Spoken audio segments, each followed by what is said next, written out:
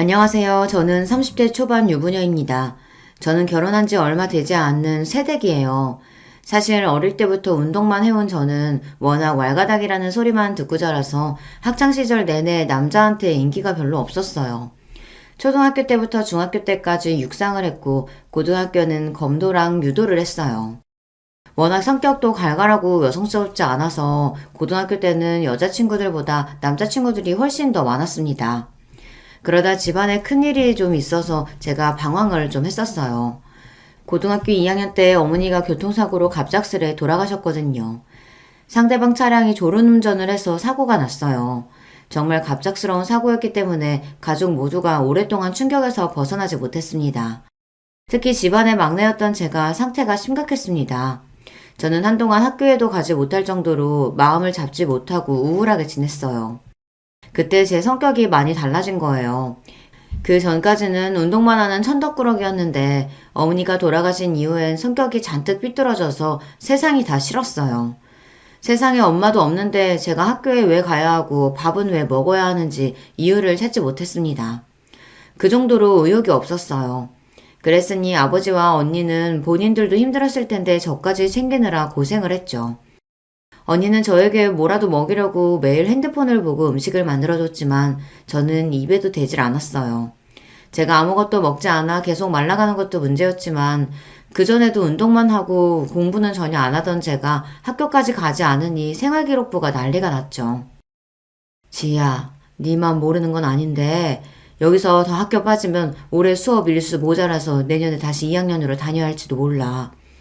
그러니까 조금 힘들더라도 학교에는 나오는 게 어떠니? 아침마다 담임 선생님과 친구들에게 연락이 왔습니다. 한 친구는 아침마다 모닝콜을 해주고 집 앞까지 데리러 오기도 했어요. 하지만 저는 아무것도 하고 싶지 않았습니다. 이대로 바닥으로 푹 꺼지든 하늘로 솟아나든 이 세상에서 사라지고 싶다는 생각만 들었어요. 결국 저는 수업 일수를 채우지 못해 고등학교를 1년 더 다녀야 하는 상황이었어요. 그쯤 되니 아버지와 언니도 제 꼴을 봐줄 수가 없다며 학교는 무조건 나가야 한다고 다그쳤습니다. 너만 힘들어? 아빠랑 네 언니도 마음 다 잡고 또 잡고 간신히 버티면서 사는 거야. 안 그래도 힘들어 죽겠는데 너까지 보태지 마, 제발. 그 전까지는 제가 무슨 짓을 해도 다 괜찮다고 받아주기만 하시던 아버지가 결국은 폭발을 하신 거죠. 아버지는 제발 학교에 가라고 제 손을 끌어당기면서 펑펑 눈물을 쏟았습니다.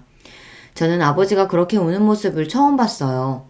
어머니가 돌아가셨을 때도 눈물을 애써 훔치며 꾹꾹 참으시던 아버지였는데 저를 와라 껴안으며 울부짖었어요. 지희야, 아빠도 너무 화가 나고 억울해. 하지만 제발 엄마가 원하는 건 이런 게 아니라는 거 너도 알잖아. 제발 정신 좀 차려. 아버지의 떨리는 어깨와 제 손등으로 떨어지는 아버지의 눈물이 제 가슴을 아프게 만들었습니다. 저는 아버지의 떨리는 어깨를 꼭 안아드렸어요. 그날 이후 간신히 정신을 차린 저는 학교에 갔습니다. 저보다 1살 어린 친구들과 학교에 다닌다는 게 쉬운 일은 아니었지만 그래도 아버지와 언니를 생각하며 성실하게 다녔어요. 다른 친구들보다 1년 늦게 고등학교를 졸업한 저는 대학을 진학하지 않고 1년간 배낭여행을 떠났습니다. 주변 친구들은 모두 저를 이해하지 못했어요. 고등학교도 남들보다 1년 더 다녀서 이미 20살인데 대학도 진학하지 않고 배낭여행을 다녀오면 그때는 어떻게 살 거냐고 걱정을 했죠. 하지만 저는 그런 걱정은 하지 않았습니다. 인생이라는 게 절대 계획대로 되지 않는다는 걸 저는 이미 뼈저리게 체감한 후였기에 남들처럼 뻔하게 살고 싶지 않았어요. 1년간의 배낭여행을 다녀온 저는 대학에 진학하지 않고 무작정 닥치는 대로 아르바이트를 했습니다. 배낭여행을 하는 동안 돈이 부족하면 아르바이트를 해서 충당했거든요. 언어가 미숙하고 경험이 없어도 그냥 없는 대로 닥치는 대로 다 했어요. 한국에 돌아와서도 저는 아무 계획 없이 제가 하고 싶은 대로 하면서 살았습니다. 그러다 보니 예기치 않은 사건 사고도 많았어요.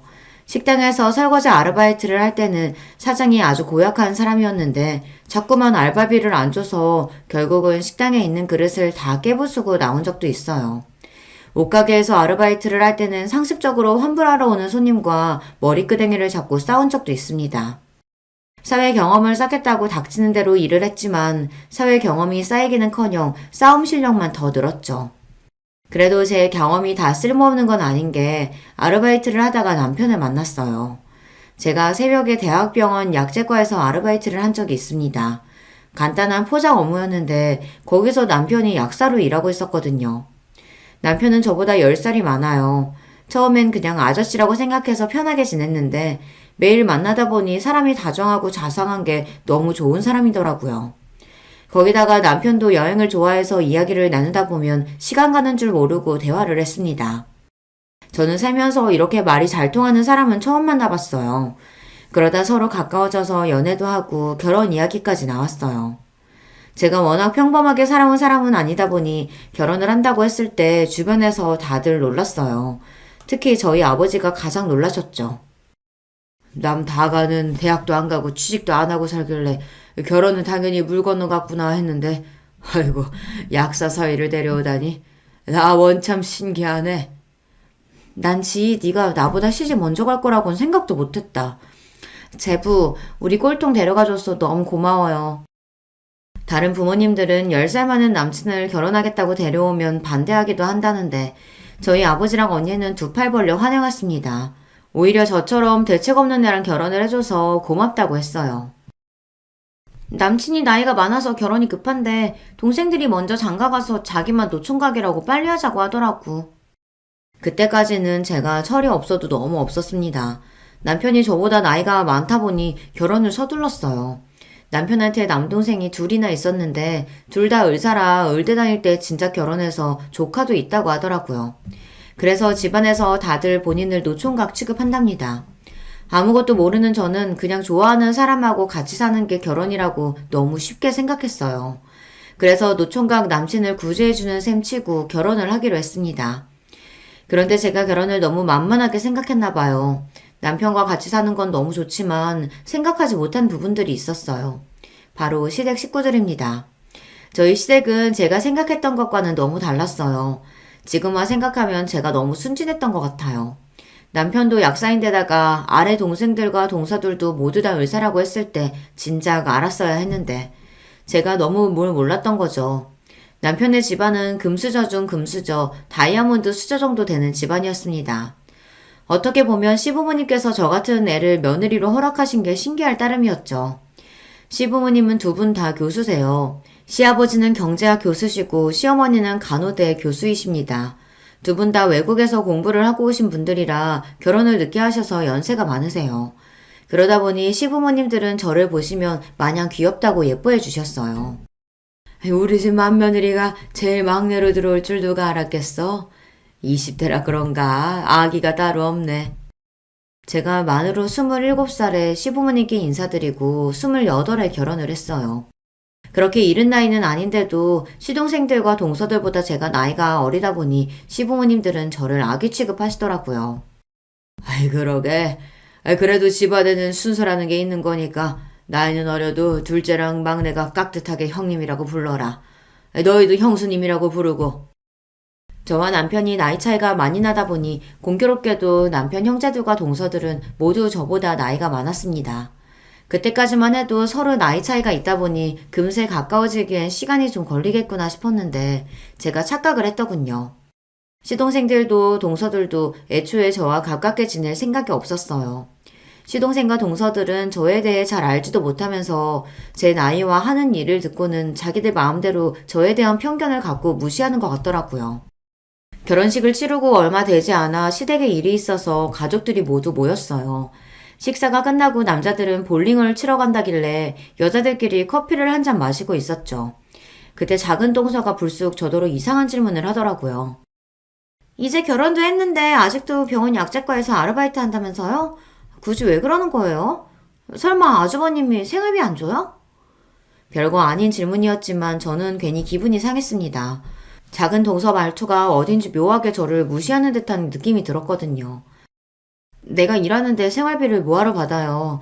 나 약제과에서만 일하는 거 아니고 옷가게에서도 아르바이트 하고 있어서 돈은 충분해요. 동서가 하는 말의 의도를 모르는 건 아니지만 저는 애써 모르는 척 제 생각대로 이야기를 했습니다. 성인이 된 이후 제가 취직을 안 하고 아르바이트만 한다고 했을 때 이해하지 못하는 사람들이 많이 상대했으니까요. 그러자 동서들이 자기들끼리 눈을 맞추며 실실 웃더니 막내 동서가 이해가 안 된다는 듯 제 어깨를 기분 나쁘게 톡 쳤어요. 우리 형님 나이가 어려서 그런가 철이 없어도 너무 없다. 아주버님이 약재과 과장인데 아내가 같은 직장으로 아르바이트 나오면 아주버님이 뭐가 돼요. 사람들이 말은 안 해도 다들 뒤에서 쑥덕거리죠. 막내 동서랑 막내 시동생이 남편이랑 같은 대학병원에서 일해요. 그러다 보니 저와 남편이 연애할 때부터 막내 동서가 약작과에 저를 보러 온 적이 있습니다. 그때도 제가 지나가다가 인사하면 인사도 잘 안 받아주고 모르는 척 지나간 적도 있었어요. 아마 제가 나이가 어리다 보니 남편이랑 대충 만나다가 헤어질 줄 알았던 것 같아요. 제 일인데 오빠랑은 무슨 상관이에요. 우리가 결혼했다고 제가 굳이 일을 그만둘 필요는 없죠. 어머, 고작 새벽에 나가서 아르바이트 하는 걸 가지고 일이라고 하니까 너무 웃긴다. 약재과에서 최저시급은 줘요? 아니면 나한테 말해요. 내가 위에다가 이야기해 줄 테니까. 설마 새벽에 나가서 일하는데 최저시급은 주겠지. 근데 요즘은 고졸이면 취직하기 많이 힘든가? 형님은 그래서 아르바이트 하는 거예요? 대학도 안 나오고 직업도 없이 30을 앞둔 상태에서 10살이나 많은 남자와 결혼한 제가 남들 보기엔 한심하다는 걸 저도 압니다. 하지만 이 모든 건 다 제 선택이었어요. 제가 책임지는 제 인생이니 제가 하고 싶은 대로 하고 사는 것 뿐입니다. 남에게 피해를 주는 것도 아니고 신세를 지는 것도 아닌데 제가 왜 동서들에게 이런 이야기를 들어야 하는 건지 오히려 제가 더 불쾌했죠. 고졸이 대졸보다 취직이 어렵긴 하겠죠. 근데 난 아직 취직하고 싶은 생각이 없어서 이력서도 안 넣어본 거라 잘 모르겠네요. 동서들과 저는 다릅니다. 서로 살아온 환경이나 방식도 다르고 가치관도 다르다 보니 이야기를 나눠봐야 서로 좋을 게 없는 관계잖아요. 그러다 보니 저는 더 이상 이야기하고 싶지 않았어요. 그런데 동서들은 뭐가 그렇게 재미있는지 제가 무슨 말만 하면 실실 웃었어요. 그것도 아주 기분 나쁘게 말이죠. 와, 형님, 자신감이 대단하네요. 하긴, 그래서 취집에 성공한 건가? 작은 동서의 입에서 나온 취집이라는 말이 저는 뭔지 몰라 의아한 표정을 지었어요. 그러자 막내 동서가 저에게 취집이라는 단어를 모르냐고 대묻더니 또 자기들끼리 깔깔 웃더군요. 그러더니 하는 말이 기가 막혔어요. 취업 대신 시집이라는 말인데 우리 젊은 형님은 그런 말도 모르셨구나? 하긴 사회생활을 안 해봤으니 잘 모를 수도 있겠다. 동서들의 말에 저는 순간 얼굴이 빨개졌습니다. 동서들은 저를 능력도 없으면서 조건 좋은 남자를 골라 꼬셔 결혼한 것처럼 몰아갔어요. 근데 가만 보면 형님이 제일 승자이긴 해요. 우리는 학교 다닐 때부터 공부만 하다 힘들게 의대 가서 20년 내내 공부만 하다 의사 남편 만나서 결혼한 건데 형님은 내내 놀기만 하다가 아주버님처럼 능력 있고 자상한 남편에 우리 시부모님처럼 편견 없고 다 받아주시는 좋은 분들 만난 거잖아요. 아유, 생각해보니까 좀 억울하네. 그러게, 우린 죽어라 공부하고 열심히 살아서 의사 남편을 교수 시부모님 만난 건데 형님은 노력한 것도 없이 우리 집 맏며느리 자리를 떡하니 얻은 거네요. 와, 나도 이럴 줄 알았으면 그냥 의대 가지 말걸 놀걸. 아우, 억울해. 저는 동서들 말을 듣다 너무 기가 막혀서 말문이 턱하고 막히고 말았어요. 세상에 저런 논리가 어디 있습니까? 저는 너무 황당해서 상종하고 싶지도 않았어요. 동서들은 다들 조건만 보고 결혼했나 봐요. 남편이랑 시댁을 어떻게 그런 식으로 말할 수가 있어요? 어머, 우리 형님 농담 좀 한 거 가지고 또 정색하신다. 농담이에요, 농담. 역시 우리 형님이 사회성이 좀 부족하다니까. 저는 동서들과 대화를 하다 보면 도마 위에 생선이 된 것만 같은 기분이 들었어요. 물속이 아닌 허공에 붕붕 떠 있는 것도 불안한데 자기들 마음대로 이쪽으로 썰었다 저쪽으로 썰었다 사람을 가지고 노니까요. 그러던 어느 날이었습니다. 시어머니 생신이라 며느리들끼리 선물로 오래된 냉장고를 바꿔드리기로 했어요. 그래서 동서들이랑 셋이 백화점에서 만났습니다. 사실 저는 만나기 전부터 이미 긴장한 상태였어요. 결혼하고 시댁에서 동서들을 만날 때마다 썩 유쾌한 이야기를 나눈 적이 없었기 때문에 오늘은 또 동서들이 뭘 가지고 사람을 괴롭힐까 걱정됐거든요.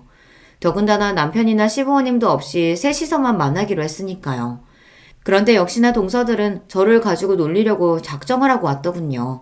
냉장고를 고르고 잠깐 커피숍에 들어가 이야기를 나누는데 막내 동서가 또 뜬금없이 사람을 긁는 이야기를 꺼냈어요. 냉장고가 600만 원이니까 새 집이 200만 원씩 내면 되겠네요. 어머, 참, 이건 그냥 큰 아주버님께 말씀드릴 걸 그랬나? 큰형님은 200만 원 내기 어려우실 거 아니에요. 동서는 그런 말을 그렇게 대놓고 해. 형님 아르바이트해서 생활비도 간신히 벌 텐데 200이 있겠어? 당연히 없지. 형님 지금 안 주셔도 되니까 아주버님한테 이야기해서 200만 원 저한테 보내주세요. 제가 결제할게요. 저는 살다 살다 이런 사람들은 처음 봤습니다. 저는 초, 중, 고 내내 운동을 해서 그런지 한 번도 애들한테 놀림을 받는다거나 따돌림을 당한 적이 없어요. 가끔 남자애들이 놀려서 제가 발차기만 한 번 하면 다들 놀라서 그때부터는 일절 안 놀렸거든요. 물론 학교에 여자애들끼리도 서로 험담하고 괴롭히는 애들이 종종 있긴 했지만 그때는 어릴 때잖아요. 동서들은 마흔이 된 나이에 을사시긴 하는 사람들이 고작 이제 갓 서른이 넘은 저에게 왜 이렇게까지 하는 건지 이유를 알 수 없었습니다.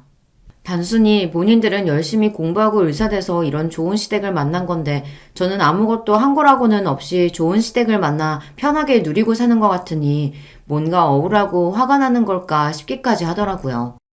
아무리 그래도 특별한 이유도 없이 만날 때마다 사람을 무시하는데 저도 슬슬 화가 나고 스트레스가 쌓이더군요. 동서들이 내 걱정해주는 건 고마운데요. 나 20살부터 아르바이트 시작해서 모아놓은 돈 많아요. 결혼할 때 혼수랑 예단도 아버지 도움 없이 내가 다 할 정도로 모았는걸요. 그러니까 돈 200만 원 없을까봐 내 걱정할 필요 없어요. 냉장고 값은 내가 오늘 결제할 테니까 동서들이 편할 때 나한테 돈 보내줘요. 저도 괜히 자존심이 상해서 냉장고 값은 제가 먼저 내겠다고 큰 소리를 쳤습니다. 이건 돈에 대한 문제가 아니에요. 동서들의 마음 깊은 곳에 박혀있는 저에 대한 편견이 자꾸만 저를 건드렸습니다. 나이 어린 손윗동서라는 게 나이 많은 동서들에게는 쉽지 않다는 거 저도 잘 압니다. 그래서 저도 실수 안 하려고 시댁에만 가면 항상 긴장하고 조심하려고 했어요. 자꾸만 저를 무시하는 동서들에게도 저는 책 잡히고 싶지 않았고요. 그래서 말도 꼬박꼬박 존댓말을 했습니다. 그런데 동서들은 저를 너무 배려하지 않았습니다. 아니, 배려까지는 바라지도 않아요. 보통 다른 동서들끼리 지내는 정도로만 해줘도 너무 고마울 것 같아요. 그러던 중 동서들과 일이 또 있었는데요. 제 기억에 시어머니 생신 때였던 것 같아요. 시어머니께서 냉장고도 마음에 들어 하시고 예약한 식당도 맛있어서 시어머니의 생신 파티가 기분 좋게 마무리되는 것 같았습니다.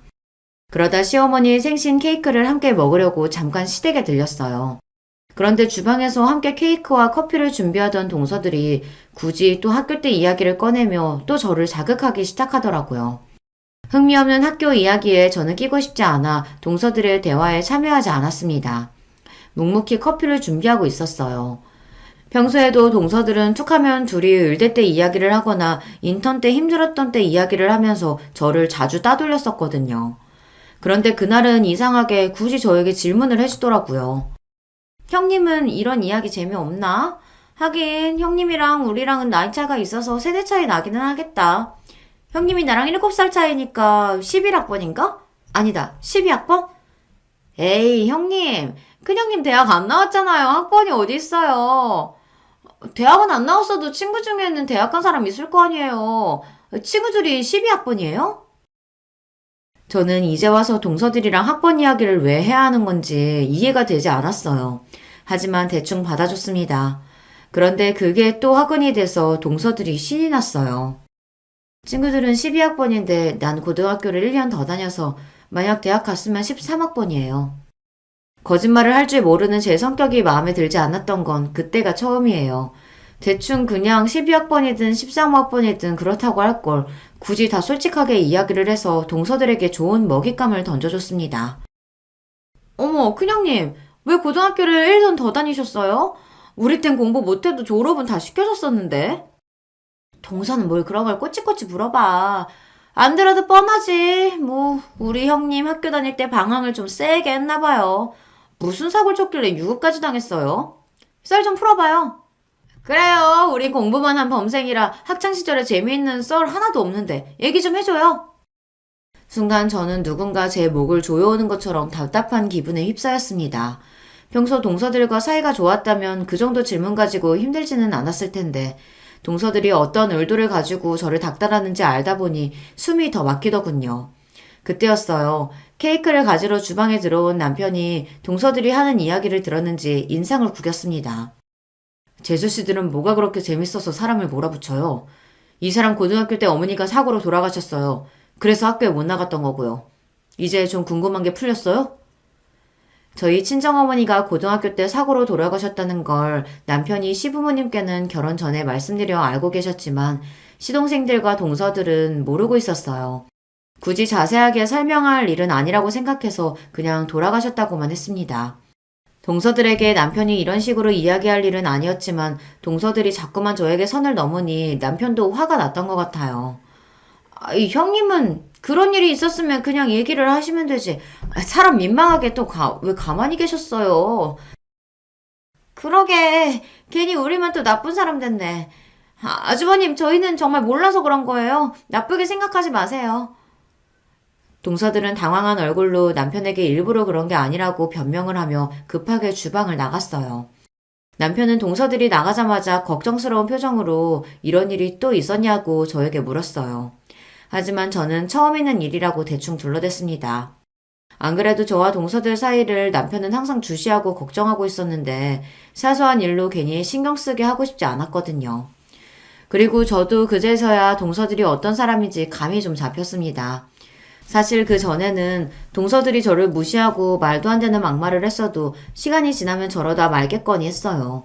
저보다 나이도 많고 배울 만큼 배웠다는 사람들이니 그 정도로 개념이 없는 사람일 거라고 생각했거든요.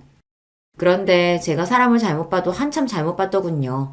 동서들은 개념이 없는 정도가 아니라 기본적인 인성 자체가 글러먹은 인간들이었어요. 더는 상정할 필요 없겠다 싶었습니다. 하지만 제가 아무리 상정하고 싶지 않다고 해도 가족으로 엮인 관계이다 보니 아예 안 보고 살 수는 없었습니다. 그나마 다행인 거는 동서들이 둘 다 의사다 보니 병원 일이 바빠 시댁 행사에 자주 빠지는 일이 많았어요. 명절에도 병원에 일이 있으면 출근을 해야 한다고 해서 명절에 시댁에 며느리는 저만 간 적도 허다했습니다. 그때마다 시부모님은 저에게 부담을 주는 것 같다고 저도 오지 않아도 된다고 하셨어요. 이번 명절에 둘째 막내 둘 다 근무를 하고 명절 지나고 온다고 하네. 우리는 제사도 없고 특별히 할 일 없으니까 그네 너도 그냥 일찍 친정 가서 쉬어. 아니면 둘이 여행이라도 다녀오던지. 동서들이 거지 같아도 제가 시댁에 가는 걸 싫어할 수 없는 게 시부모님은 너무나도 좋으신 분들이에요. 주변 친구들한테 이야기하면 세상에 너희 시부모님 같은 분들이 없다고 할 정도로 너무 좋으세요. 평소에도 절대 먼저 전화하시는 일도 없고 제가 안부 전화를 일주일에 한 번 정도 드려도 번거롭게 전화하지 않아도 된다고 편하게 이야기해 주시죠. 거기다가 명절에도 일이 있으면 올 필요 없다고 항상 먼저 이야기를 해주세요. 더군다나 저와 남편이 결혼하고 2, 3년 동안 아이를 갖지 않았는데도 한 번도 아이는 언제 가질 거냐는 식의 이야기를 꺼내신 적도 없습니다. 오히려 동서들이 쓸데없는 참견을 하기는 했지만요. 큰형님은 결혼한 지 꽤 된 것 같은데 왜 애를 안 가져요? 한 살이라도 어릴 때 가져야지. 나이 먹어서 키우려고 하면 너무 힘들어요. 혹시 우리 아주버님이 나이가 많아서 영 안 생기는 건가? 동서들은 둘 다 결혼하자마자 애를 낳아서 조카들이 벌써 다들 초등학교 고학년이에요. 동서들은 둘 다 일이 바쁘다 보니 친정에서 애들을 다 봐주시는 것 같더라고요. 요즘은 여자가 젊어도 안 생기는 경우가 많던데 어차피 낳을 생각 있는 거면 하루라도 빨리 병원에 가봐요. 아주버님 나이도 있는데 더 늦어지면 못 낳을걸요? 제가 먼저 애 낳고 싶다고 말한 것도 아닌데 동서들은 우리 부부가 애를 낳네 못 낳네 하면서 자기들끼리 떠들었어요. 참 저에게 관심이 많았습니다. 우리는 연애할 때부터 아이는 생기면 낳고 안 생기면 그냥 둘이 재밌게 살자고 이야기했던 거라 굳이 걱정 안 해요. 남편도 저도 둘 다 결혼했다고 꼭 아이를 가져야 한다고 생각하는 편은 아니라서 아이 문제는 구체적으로 생각해 본 적이 없었어요. 형님은 참 눈치도 없다. 그 말을 믿어요? 남자들 100이면 100, 다들 애가 있든 없든 상관없다고 말해요.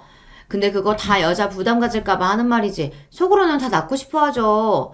우리 신랑도 애 안 낳아도 된다더니만 결혼하고 반년 지나자마자 왜 애가 안 생기냐고 병원 가보자고 했다니까요. 동서 말이 맞아요. 아주버님 우리 애들 태어났을 때 얼마나 예뻐했는데요. 자기 자식 낳으면 아주 난리 날걸요? 맞다. 아주버님 아기 엄청 좋아하시지? 우리 큰형님이 빨리 아기 하나 낳아줘야겠네. 동서들과 이야기를 나누다 보면 마음이 항상 무겁고 답답해요. 듣다 제가 알아서 하겠다고 한마디 하려던 참이었는데 저희 이야기를 들으셨는지 시어머니께서 나서서 제 편을 들어주셨습니다. 너희들은 아직 결혼한 지 얼마 안 된 사람한테 무슨 그런 이야기를 하고 있어? 애 낳고 말고는 부모가 될 사람들이 결정하는 건데 큰애들이 둘이 어려나 알아서 하겠지. 시부모님과 대화를 하다 보면 시부모님이 아니라 마치 친정 부모님과 이야기를 하는 것 같다고 느낄 때도 많아요. 엄마가 일찍 돌아가셔서 제가 결혼한 모습을 엄마가 보셨다면 어땠을까 가늠이 되진 않지만 그래도 언제나 저를 먼저 생각해 주시는 시부모님이 있어서 마음이 든든했습니다. 그렇다 보니 저는 시부모님이 굳이 올 필요 없다고 하셔도 알아서 시댁에 자주 갔어요. 명절에도 오지 말라고 하셔도 제가 먼저 일찍 찾아뵙고 인사를 드렸습니다. 한 번은 명절에 저희 부부와 시부모님과 함께 여행을 가기로 했습니다. 동선애들은 다들 바쁘다고 해서요. 시아버지께서 전에 일본에 한 번도 가본 적이 없다고 하신 게 생각나서 일본 온천 여행을 제가 예약했거든요. 제가 20대 때 배낭여행으로 혼자 갔던 일본 시골 온천이 있었는데 너무 좋았었거든요. 역시나 시부모님도 너무 좋아하셨어요. 여행을 갔다 와서도 주변에 여러 번 이야기하실 정도로 너무 좋았다고 하시더라고요. 내가 미국이며 유럽이며 안 가본 나라가 없었는데 일본 시골에 가서 이렇게 즐겁게 지내다 올 줄은 몰랐다. 비행기도 금방 가고 숙소며 음식도 너무 좋아서 시간 가는 줄 모르고 놀다 왔다니까. 우리 큰며느리 덕분에 우리가 아주 호강했어. 시아버지는 워낙 출장이 잦으셔서 젊어서부터 안 가본 나라가 거의 없으신 분인데 원래 여행은 별로 안 좋아하신대요. 비행기 타는 것도 싫어하시고요. 그런데 이번 일본 여행은 제가 하나부터 열까지 준비를 너무 잘해서 좋았다고 하셨습니다. 물론 여행 준비하느라 고생한 저를 생각해서 하신 이야기라는 걸 알지만 그래도 가족들 앞에서 너무 좋았다고 계속 이야기를 해주시니 저도 뿌듯했어요. 그런데 시아버지께서 저를 칭찬하시는 게 동서들은 또 마음에 안 들었나 봐요. 굳이 싫은 소리들을 한마디씩 보태더군요. 큰형님, 천상 곰인 줄 알았더니만 이제 보니 아주 여유가 따로 없네요. 우리 바쁜 틈에 어느새 그렇게 아버님께 여우짓을 해서 점수를 땄어요. 아버님이 아주 큰형님 칭찬만 해서 우리는 아주 민망해 죽는 줄 알았어요. 작은 동서는 말로만 저에게 형님이라고 하지 사실 저를 거의 아랫사람보다 못한 취급을 해요. 저보다 나이가 훨씬 많으니 웬만해선 저도 넘어갔는데 그날은 말을 대놓고 재수없게 하더군요. 동서가 내가 많이 부러웠나 보네. 아버님한테 점수 딴 게 부러우면 동서들도 어머님 아버님 좀 챙겨요. 매일 일만 하지 말고. 그날은 저도 시아버지의 칭찬에 어깨에 뽕이 좀 들어갔어요. 그런지 동서들을 내려다보며 은근히 반말을 좀 섞기도 했어요. 동서들은 제 행동에 기가 막혀서 할 말이 없는지 입을 꾹 다물더군요. 솔직히 동서 둘 다 항상 일핑계로 시부모님을 챙기지 않는 건 사실이니까요. 그러던 어느 날이었습니다. 저에게 좋은 일이 하나 생겼습니다. 1년 넘게 준비했던 자격증을 다 취득하고 취직까지 됐어요. 사실 하고 싶은 일도 좋아하는 일도 딱히 없었던 저는 평생 그때그때 하고 싶은 일을 아르바이트로 하면서 살아갈 생각이었습니다. 어딘가에 소속되지 않고 다양한 사람들을 만나는 경험이 저는 좋았거든요. 그런데 결혼도 하고 주변에 자신의 꿈을 위해 열심히 사는 사람들을 보다 보니 저도 뭔가 해내고 싶다는 생각에 난생 처음으로 마음을 다잡고 공부를 했어요. 워낙 공부한 지 오래되기도 했고 이제 나이도 있다 보니 젊은 친구들보다는 시간이 좀 걸렸지만 그래도 항상 곁에서 응원해주는 남편과 시부모님 덕에 해냈습니다. 저는 감사한 마음을 보답하고 싶은 마음에 가족들을 집으로 초대했습니다. 늦은 나이에 부끄럽지만 첫 번째 정규직 취직을 축하하고 싶어서요. 그런데 예상대로 목대먹은 동서들은 이런 날까지 초를 치더군요. 신이 나서 이것저것 준비해놓은 저를 보고는 한다는 소리가 기가 막혔어요. 아이고 우리 형님 무슨 대단한 일 하셨다고 이렇게 요란하게 준비를 했어요? 뭐 취직이라고 해봤자 아르바이트랑 별반 차이 없지 않아요? 그거 연봉 3천은 받아요. 그거 가지고 무슨 파티까지 해요. 누가 보면 의사 면허라도 딴 줄 알겠네. 그러게요. 나이 30 넘어서 간호조무사 자격증 하나 따서 고장 요양병원에 취직했으면서 그걸 가지고 파티까지 해요? 아휴, 나 같았으면 너무 민망할 것 같은데. 형님, 지금이라도 제가 우리 병원에 자리 알아봐드려요? 요양병원 할머니 할아버지들만 득실돼서 그 돈 받고 일하기 빡셀 텐데. 동서들은 제 걱정을 한다는 명분으로 신이 나서 비아냥거렸습니다. 평소 같으면 들을 가치도 없다 싶어서 대꾸도 안 했을 텐데 그날은 어쩐지 속이 많이 상하더라고요. 저는 갑자기 울컥하는 마음이 들어 그 자리를 피해버렸습니다. 이러다가 동서들 앞에서 주책맞게 눈물을 쏟을 것 같아서요. 화장실로 급하게 들어가려던 그때 집에 도착하신 시아버지와 정면으로 딱 마주쳤어요. 눈에 눈물이 가득 고인 저를 발견한 시아버지께서는 놀라서 어쩔 줄 몰라 하셨습니다. 그네야, 너 무슨 일이야? 이 좋은 날 갑자기 왜 울고 그래? 시아버지의 다정한 목소리에 저는 순간 이성을 잃고 말았어요. 저는 결국 참지 못하고 시아버지 앞에서 눈물을 쏟아내고 말았습니다. 아버님, 그게 사실은요, 동서들이. 시아버지에게 일러바칠 생각은 아니었는데 이미 한 번 터진 울음은 멈출 생각을 하지 않았습니다. 저는 어린아이처럼 눈물을 펑펑 쏟으며 시아버지에게 하소연했어요. 그날 있었던 일뿐만이 아니라 지금까지 있었던 일까지 전부 다요. 평소에도 동서들이 고졸에 제대로 된 직업도 한번 가져본 적 없는 저를 무시하고 가족으로 생각하지도 않았지만 오늘은 동서들의 행동에 너무 화가 나서 도저히 참을 수가 없었거든요.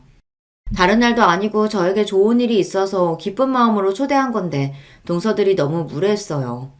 생각 같아서는 동서들의 머리끄댕이라도 잡고 본때를 보여주고 싶었지만 기분 좋은 날 분위기를 망치고 싶지 않아 꾹 참다 보니 저도 모르게 시아버지 앞에서 눈물이 터져버렸습니다. 시아버지는 제 등을 연신 토닥여 주시더니 그만 울라고 하셨습니다. 제 이야기를 끝까지 들은 시아버지는 순식간에 표정이 차갑게 변해버렸어요. 그러고는 생각지도 못한 일이 벌어졌습니다. 그네, 네가 잘못한 것도 없는데 울긴 왜 울어? 안 되겠다.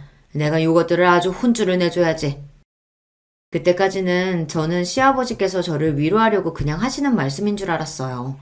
평소 누구에게도 화내는 걸 본 적 없는 시아버지께서 며느리들에게 혼쭐을 낸다는 건 상상도 안 됐으니까요. 그런데 시아버지께서도 제 말에 화가 많이 나셨는지 평소 한 번도 본 적 없는 표정으로 집 안으로 들어가 동서들과 가족들을 모두 다 불렀습니다. 그러더니 하시는 말이 놀라웠어요. 지금부터 내가 하는 말 잘 들어라. 우리 맏며느리가 굳이 일 안 해도 문제없이 살고 있었는데 갑자기 간호조무사 자격증 딴 건 다 나 때문이다. 생각지도 못한 시아버지의 말씀에 거실에 모인 가족들은 다들 의아한 표정을 지었습니다. 제가 간호조무사 자격증을 딴 게 시아버지 때문이라니 말도 안 되는 소리니까요.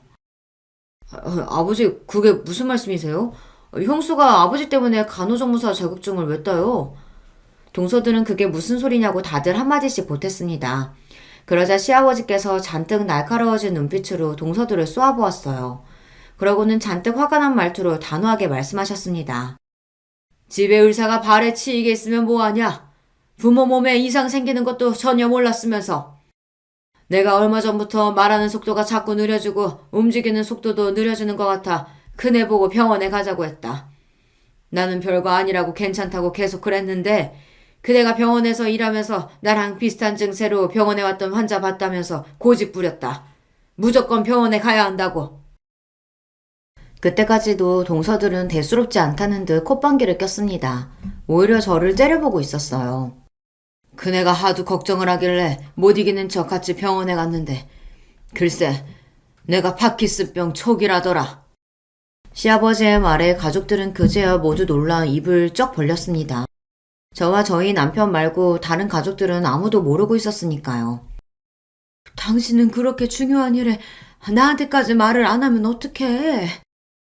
시어머니는 어떻게 본인에게도 말을 안 할 수 있냐며 눈물이 그렁그렁한 눈으로 시아버지의 손을 꼭 잡으셨습니다. 시아버지도 그럴 수밖에 없었던 게 시어머니께서 얼마 전 갑상선 저하증 진단을 받으셔서 계속 검사를 받고 있었고 하시던 일도 그만두고 쉬고 계셨어요. 그러다 보니 시아버지도 아프시다고 하면 시어머니께서 걱정을 많이 하실까봐 저와 남편에게 다른 가족들에게는 이야기하지 말라고 신신당부를 하셨습니다. 그네 덕분에 일찍 병원 가서 다행히 중요한 검사들은 다 받았다. 심각한 건 아니고 운동 치료하면서 약 먹으면 증세 호전된다고 하더라. 계속 치료받고 약 먹고 했더니 다행히 많이 좋아졌고. 아버님, 자식이 넷이나 의사인데 어떻게 저희한테 아무 말도 안 하시고 아무것도 모르는 형님이랑 병원에 가실 수가 있어요? 병원에 다녀오시자마자 저희한테 이야기를 하셨어야죠. 작은 동서는 뭐가 그렇게 억울한지 미간까지 구기며 저를 쏘아보더니 시아버지께 원망 섞인 소리를 해댔습니다. 마치 제가 일부러 말을 안 하기라도 한 것처럼요. 그 모습에 저는 절로 웃음이 튀어나왔어요. 이제와 저를 견제하는 동서의 태도가 기가 막혀서요. 너희한테 말을 하라고? 솔직히 이제와 말이지만 너희 매일 병원 바쁘다는 핑계로 나나 너희 시어머니한테 안부 전화라도 한 번 한 적이 있니? 명절이고 생일 때도 일 있으면 당연하게 오지도 않아서 1년에 한두 번 볼까 말까인데 내가 그거 조금 아프다고 너희한테 뭐라고 말을 해? 시아버지는 그동안 동서와 자식들에게 서운했던 마음을 털어놓으셨어요. 에이, 아버님도 저희가 뭘 또 전화를 안 한다고 그러세요. 암튼 이제라도 알았으니까 우리 병원에 한번 오세요. 제가 정밀 검사 해드릴게요. 아니야, 동서. 파킨슨은 동서네 병원보다 우리 병원이 훨씬 유명하니까 내가 예약해줄게. 아버님, 우리 병원으로 오세요. 동서들은 그제야 본인들이 병원에 예약을 해둘 테니 자기네 병원으로 오라고 앞다투어 이야기했습니다. 그러자 시아버지께서 피곤하다던 듯 고개를 저었어요. 너희만 의사니? 나도 큰 병원에 아는 녀석들 친구들 많아. 다들 교수의 원장이야. 내가 아는 의사가 없어서 병원에 못 가겠어? 검사는 큰애랑 지겨울 만큼 받았으니까 너희는 신경 쓰지 말어. 아버지, 그럼 왜 그렇게 화가 나신 거예요? 사실 형수가 간호조무사 자격증 좀 딴 게 대단한 일은 아니잖아요. 그거 좀 이야기했다고 이러시는 거예요? 웬만해서 언성을 높이는 법이 없으신 시아버지께서 동서들이 저를 좀 무시했다고 큰 소리를 내시는 게 시동생들도 언짢았는지 불만을 토로하더군요. 그러자 시아버지는 다시 한번 한숨을 깊게 내셨어요. 아이고, 이 생각 없는 녀석들.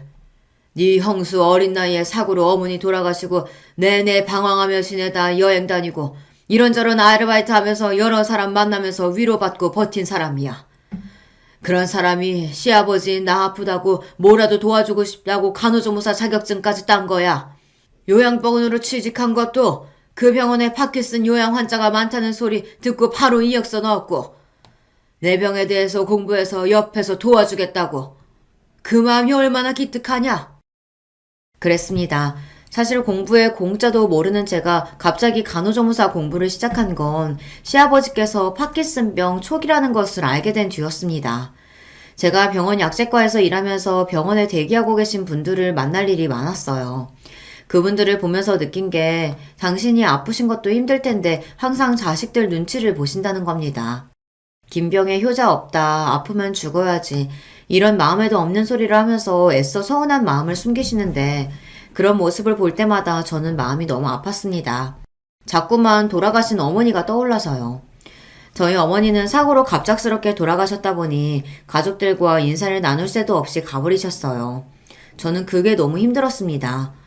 어린 마음에 차라리 우리 엄마가 수술을 하든 식물인간이 되든 정신이라도 살아있어서 병원에라도 누워만 있었으면 좋겠다.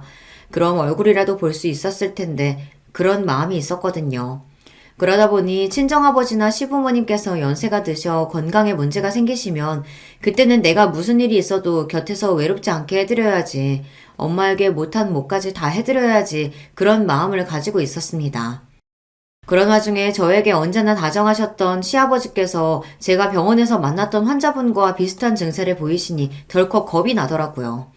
그래서 우겨서 병원도 모시고 가고 어떻게든 병증이 좋아지셨으면 좋겠다 싶은 마음에 공부도 한 거예요.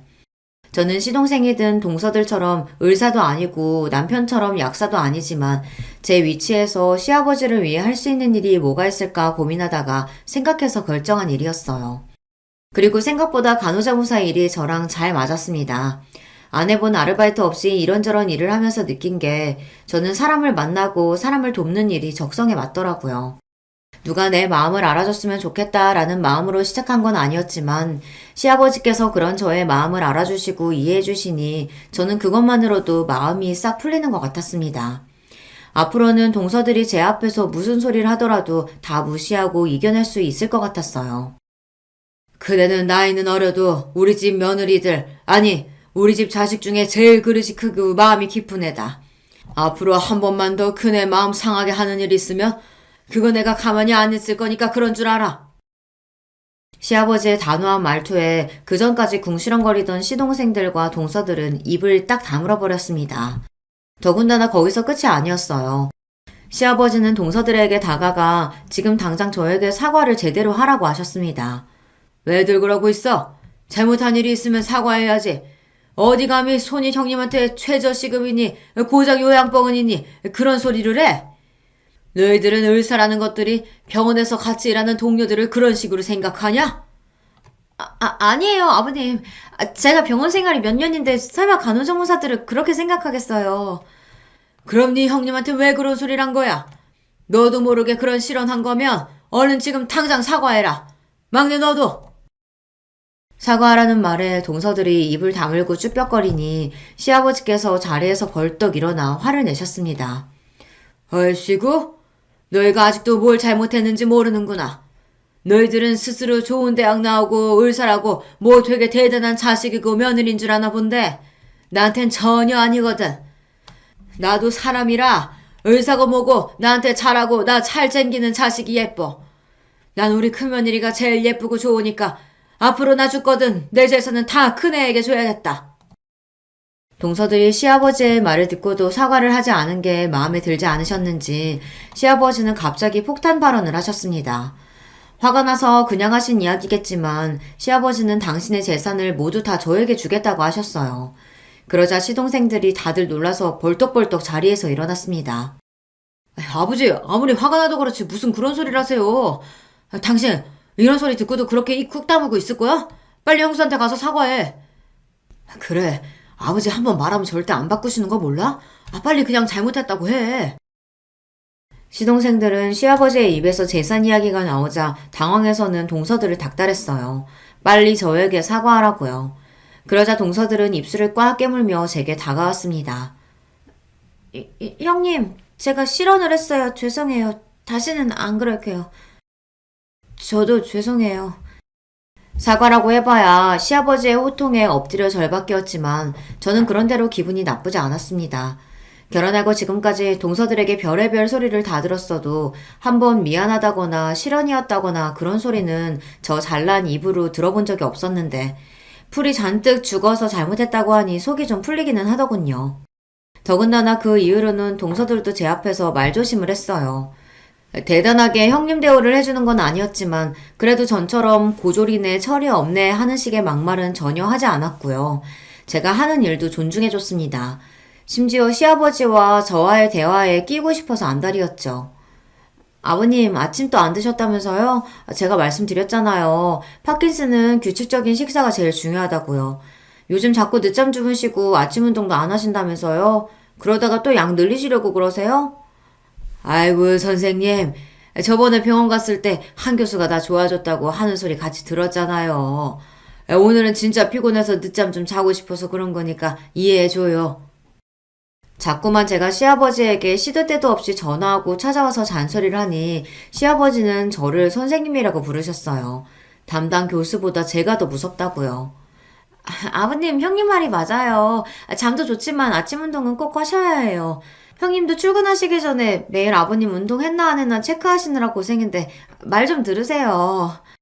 시아버지의 폭탄 발언 이후 동서들은 180도 달라졌어요. 물론 사람이 변할 리는 없죠. 속으로는 무슨 생각을 하고 제가 없을 때는 동서 둘이 뭐라고 떠드는지는 몰라도 최소한 제가 있는 앞에서는 이제 저를 무시하는 말을 하지는 않아요. 형님, 제가 의사인데 제 말이 맞죠. 요양병원에서 환자 좀 돌봤다고 그게 단줄하세요? 동서, 형님한테 그게 무슨 말버릇이야.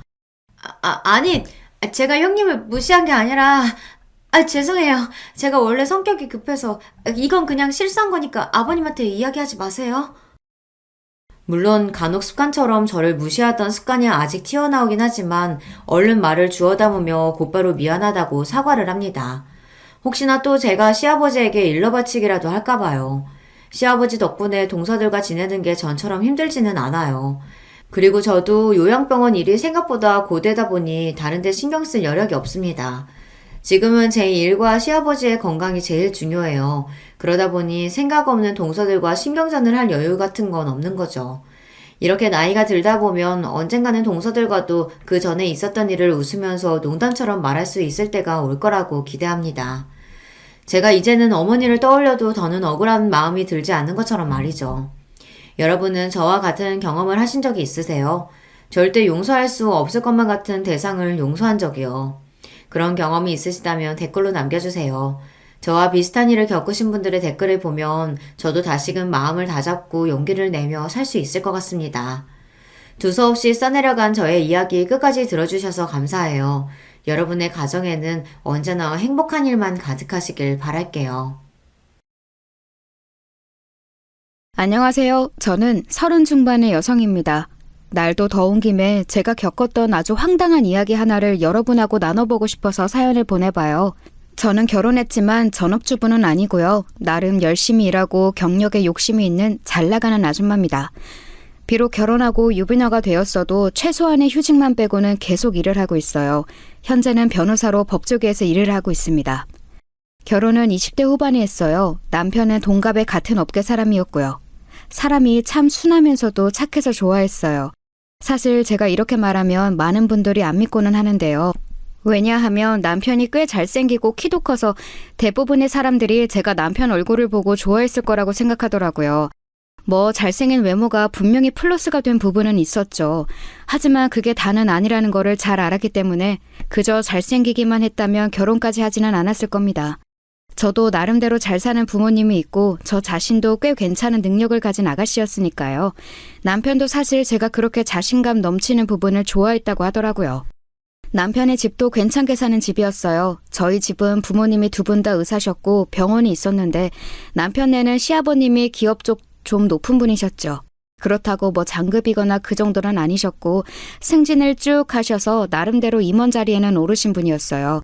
그런데 공기업이 메이저 공기업은 아니고 또 하위직에서 승진하셨던 터라 그렇게 소위 말하는 끝발이나 인맥이 좋은 타입의 임원은 아니셨던 거죠. 겉으로 보기에는 와 대단하다 하지만 실제로는 그냥 떨어지는 일 처리하기 바쁘셨던 직원에 가까운 임원이셨어요. 이걸 제가 왜 정확하게 아냐 하면 그 기업 일을 맡아서 해드렸던 로펌이 저희 회사였거든요. 이래저래 법정 소송 같은 게 걸려 있어서 그거 해결해 드리려고 거래를 했는데 당시에는 남편하고 사귀는 사이도 아니었고요.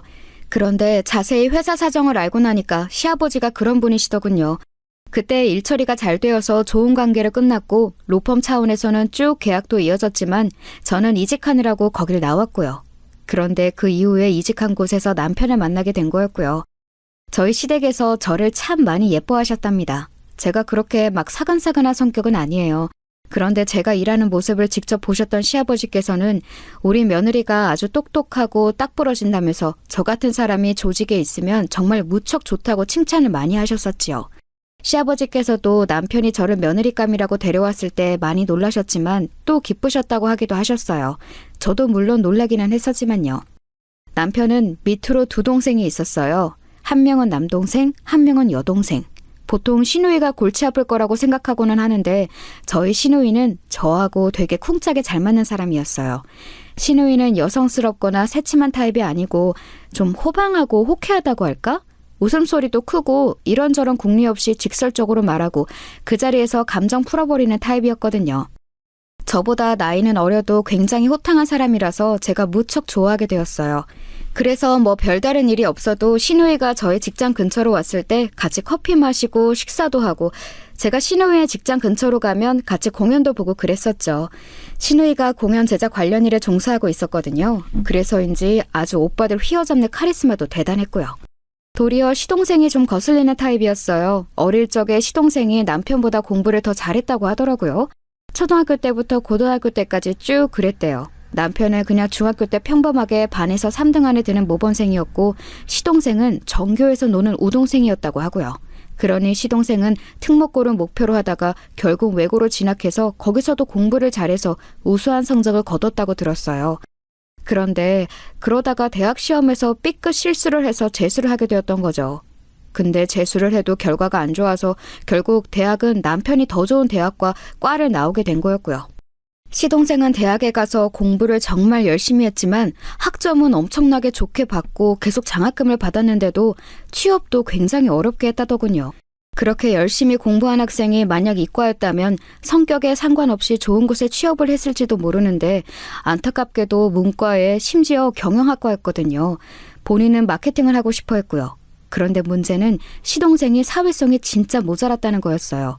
시동생은 누구하고 얼굴 맞대고서 말하는 것도 힘들어했고 사교성은 아예 없었거든요. 마케팅 쪽은 많은 사람들 앞에 나가서 기획 설명하고 발표하는 것도 많은 직종인데 시동생이 그걸 할 수 있을 리가 없었죠. 그러니 본인이 아무리 공부를 열심히 했다고 해도 학점이 아무리 좋아도 취업이 제대로 될 리가 없었어요.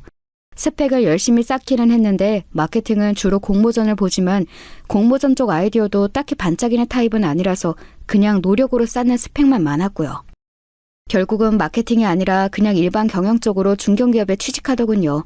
나름대로는 돈도 많이 주고 괜찮다고 하는 기업이었어요. 보통 그래도 거기 다니면 아 거기? 라고 일부 사람들이 이름을 기억하는 정도의 기업이었으니까요. 나름 나쁘지 않았죠.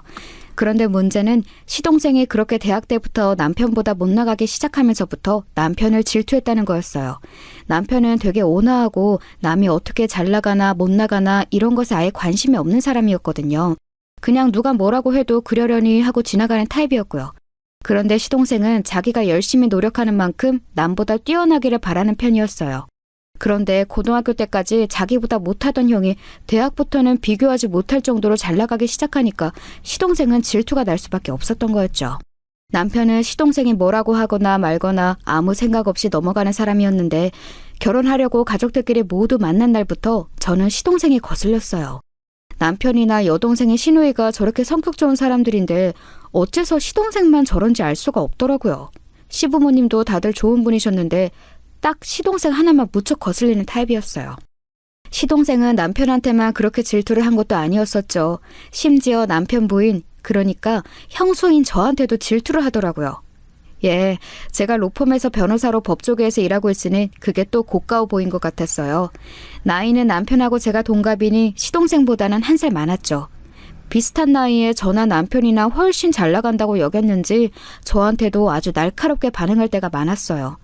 제가 시부모님하고 저희 회사 이야기를 하고 있으면 인공지능으로 가장 먼저 일자리가 없어질 업종이 법조계라고 하면서 다른 직종으로 이직 알아봐야 하는 거 아니냐고 비웃을 때도 있었고 법조계라고 해도 뭐 판사처럼 변호사가 영향력을 미치는 건 아니냐고 할 때도 있었고 그랬어요. 말로 시동생 혼내는 건 솔직히 저한테 일도 아니긴 했죠.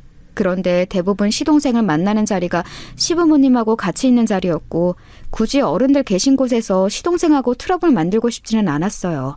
시부모님도 못마땅했다면 들이받았겠지만 그것도 아니고 도리어 무척 좋은 분들이셨거든요. 며느리가 시부모님 인품이 좋다고 한다면 그건 틀림없이 좋은 거예요. 그 정도로 저희 시아버지하고 시어머니는 온화하고 다정한 분이셨거든요. 그래서 솔직히 저는 시동생이 결혼 못할 줄 알았어요. 처음 만난 사람하고 눈 마주치고 이야기도 제대로 못할 정도로 사회성이 떨어지는 남자가 심지어 외모도 별로였거든요. 남편은 키도 훤칠하고 사람이 번듯하고 의젓한 데가 있었는데 시동생은 아예 그런 면이 없는 사람이었어요. 왜소하고 마르고 키 작고 뭐 그런 건 상관없어요. 자기 관리 잘하는 사람들은 그마저도 자기 매력으로 승화시키는 남자들이 있으니까요.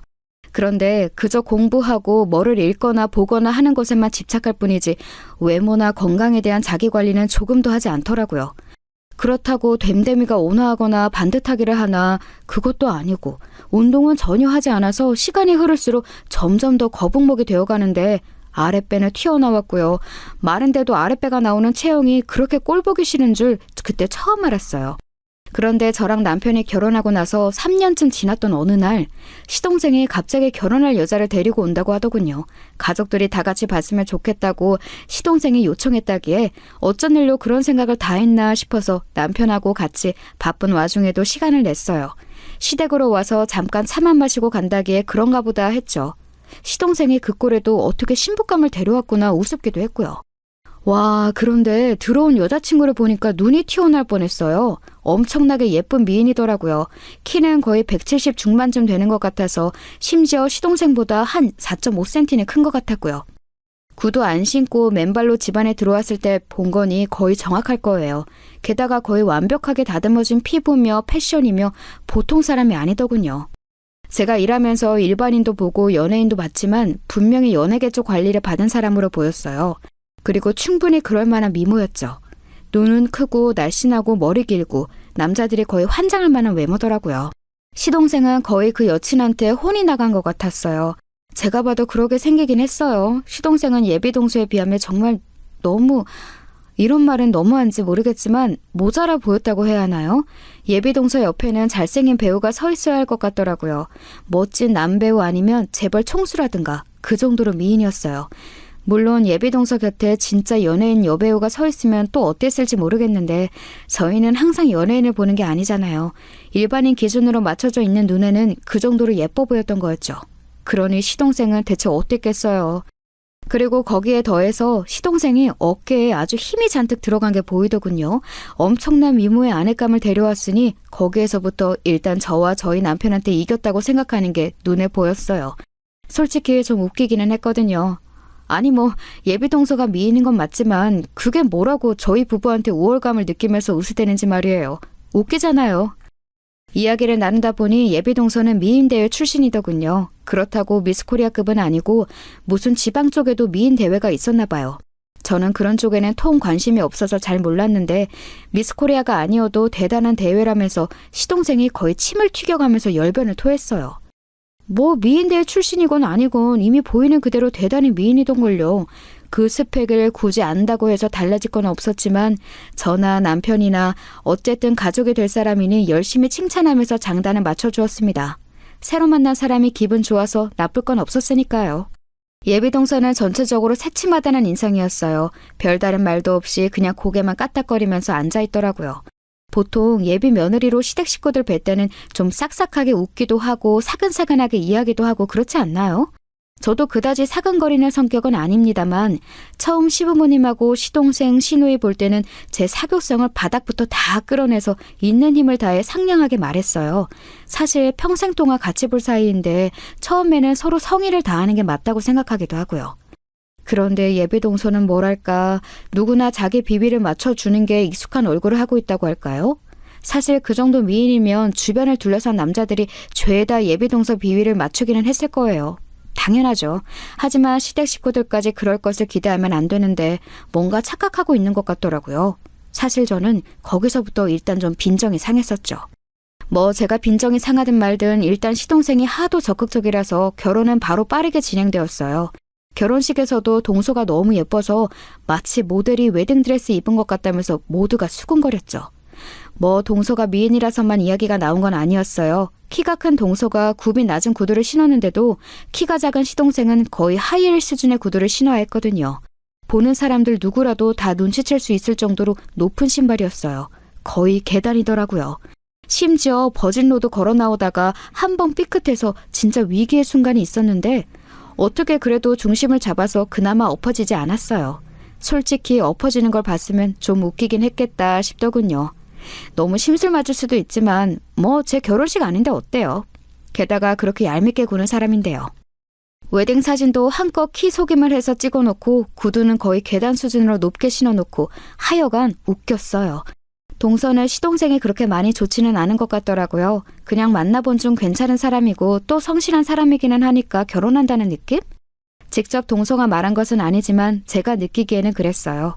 사실 동서 정도의 미모면 들이대는 남자가 진짜 많았을 텐데 시동생처럼 솔직히 볼품없는 남자한테 결혼을 허락한 이유가 궁금하긴 하더라고요. 그리고 솔직히 불쾌했던 점은 하나 더 있었어요. 동서가 시댁 식구들하고 만남을 가진 이후에 묘하게 저희 남편을 쳐다볼 때 눈길이 이상하더라고요. 뭔가 부러움이라고 해야 하나? 탐나는 시선이라고 해야 하나? 그런 거요. 남편 직업을 듣더니 더 시선이 강해지더라고요. 남편도 변호사, 저도 변호사라고 하니 이상하게 나를 세워서 절 쳐다봤고요. 그냥 제 착각이겠거니 하고서 넘기려고 했는데 여자 직감이라는 게 그렇게 넘길 수 있는 게 아닌 건 다들 아시죠? 아무래도 동서가 시동생보다는 저희 남편이 좀 더 탐나는 상대라고 생각하긴 하는 것 같더군요. 물론 제가 버티고 있어서 어떤 수작도 못하긴 했지만요. 남편한테 그 말을 했더니 펄쩍 뛰면서 무슨 그런 소리를 하느냐고 놀라기는 했는데 저는 꽤 예민한 편이라서 제 쪽이 결국은 맞았던 거였어요. 동서는 직업이 없었기 때문에 그냥 가정주부로 들어앉았어요. 시댁에서 시어머니가 같이 잘 지내보자고 맛있는 음식을 하시고서는 저 쉴 때나 퇴근 후에 부르시고는 했거든요. 동서도 그때 같이 부르셨는데 오기 싫은 기색이 역력하더군요. 그래도 결혼 초라서 용 빼는 재주는 없는지 꾸역꾸역 오기는 왔는데 시어머니한테 뭔가 태도가 예의가 없었어요. 시어머니가 같이 앉아서 식사하시는데 숟갈 드시기도 전에 이미 본인은 한두 수저는 떠서 먹고 있다든지, 시어머니가 과일 깎아주시면 그냥 그거 낼름낼름 받아먹으면서 자기가 어떤 뒤처리나 자리 정리도 안 한다든지, 하여간 가지가지로 신경 거슬리게 행동을 하더라고요. 저한테 그러는 건 뭐 차마 넘길 수 있어요. 어차피 동기간이고 제가 형하고 결혼했을 뿐 동수하고 어떤 직접적인 관계가 있는 건 아니니까요. 시동생도 한치 건너 두치고. 그런데 시어머니는 아니잖아요. 시어머니는 정말 좋은 분이셨고 아들 며느리한테 제대로 된 대접을 받으셔야 하는 분이었어요. 그리고 부모 자식 간의 예의는 놔두고라도 같이 모여서 식사를 하고 다과를 먹는데 아무 일도 안 하고 입만 와서 날름날름 먹기만 하는 사회성을 대체 어디다 쓸 수가 있죠? 저는 대학 졸업 이후로 끊임없이 일을 해왔기 때문에 저런 식으로 사회성 없는 꼬라지를 보고 있기가 힘들더군요. 저는 그래서 하루는 동서를 따로 불러냈어요. 처음에는 자기가 왜 따로 나가냐면서 제 만담 요청에 아예 응하지도 않으려고 하더라고요. 어처구니가 없었는데 안 그러면 집 근처로 가겠다고 했더니 미적거리면서 제 직장 근처로 나왔어요. 저는 농담이 아니라 정말로 연차 내고 시동생네 집 근방으로 가려고 했거든요. 왜요, 형님? 둘러서 부드럽게 말할 수도 있지만 그냥 제대로 말할게. 동서, 요새 어머님께 하는 태도 좀 보기 안 좋아. 네? 저요? 그래. 어머님이 기껏 음식 준비 다 해놓고 부르셨으면 수저라도 놓고 뒤처리라도 하는 게 예의야. 본인 혼자 입만 가지고 와서 음식만 집어먹다 가는 거 대체 어디서 배웠어? 어머님이 손님 대접하겠다고 부르신 거잖아요. 제가 그냥 그 대접만 받은 건데 뭐 문제 있어요? 어쨌든 남이잖아요.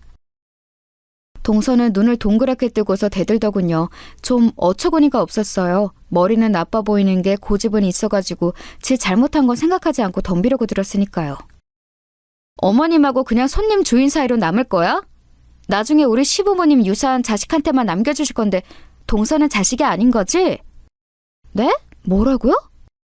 지금 본인이 남이라며. 그럼 우리 어머님 아버님이 우리를 자식으로 배려해 주시는 거, 베풀어 주시는 거 다 받지 말아야지. 지금 동서네 집도 아버님이 해주셨지? 대체 무슨 생각이야? 남의 집 재산 이야기까지는 안 건드리려고 했는데 얄밉게 구니까 한번 긁어주고 싶더군요. 제가 비꼬듯이 말하니까 확실히 신경이 확 긁혔는지 동서 얼굴이 울그락불그락해지기 시작했어요.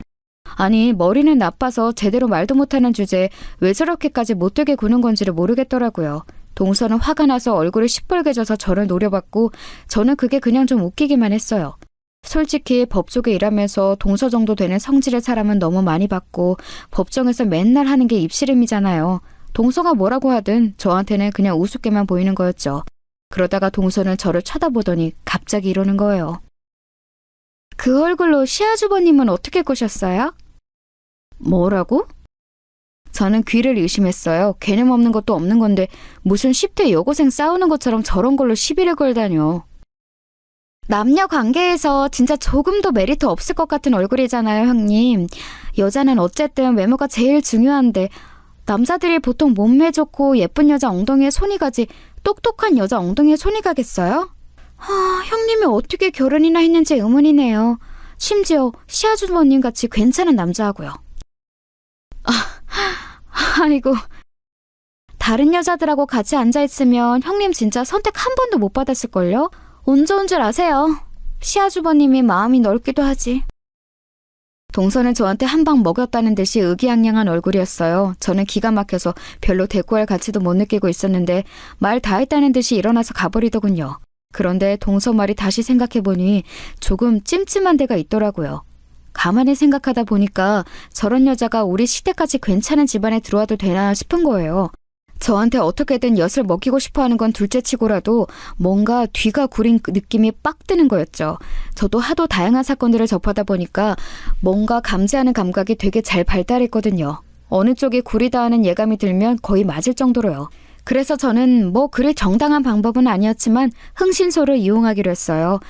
법적으로 완전히 불법은 아닌 정도엔 사무실을 아는 데가 있었거든요.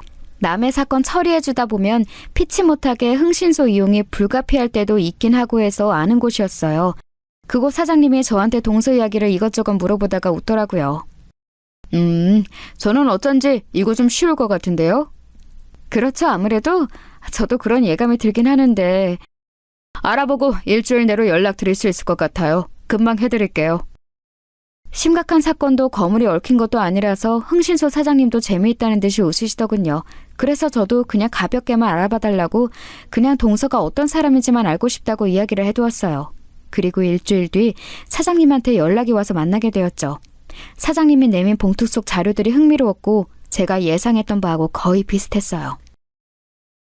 어째 아주 예쁘더라니 미인대에 나가기 전에 바에서 일을 했더라고요. 보통 바는 아니었던 거죠? 그렇죠. 그래도 터치 안 된다고 하는 모던바, 토킹바 이런 것도 아니고 그냥 대놓고 2차 나가는 그런 곳이었어요. 대단한 여자던데 이미 20살 갓 되자마자 일 시작했던데요. 그 업계에서는 너무 유명해서 별로 조사할 필요도 없었어요. 사장님이 조사한 바에 따르면 동서는 지방광역시 유흥가에서 제일 유명한 업소에서 에이스였다고 하더군요. 이런 소리를 제 입으로 옮기는 것도 참 웃기긴 하네요. 업소나들 사이에서 에이스라니. 아무튼 그래서 상당히 그 지방에서 유명한 여자였고 몸매도 좋고 미인이라서 미인대에 나가고 난 뒤에는 더 유명해졌다고 했어요. 원래 20 중반쯤 되면 벌써 유흥가 쪽에서는 퇴물 취급인데 미인 대회에 입상하면서 여전히 찾는 사람이 많았대요. 그런데 갑자기 딱 끊고 서울 간다고 사라졌다는 게 얼마 전이었고요. 그런데 더 웃긴 거 뭔지 아세요? 중학교 졸업사진이 대단하더라고요.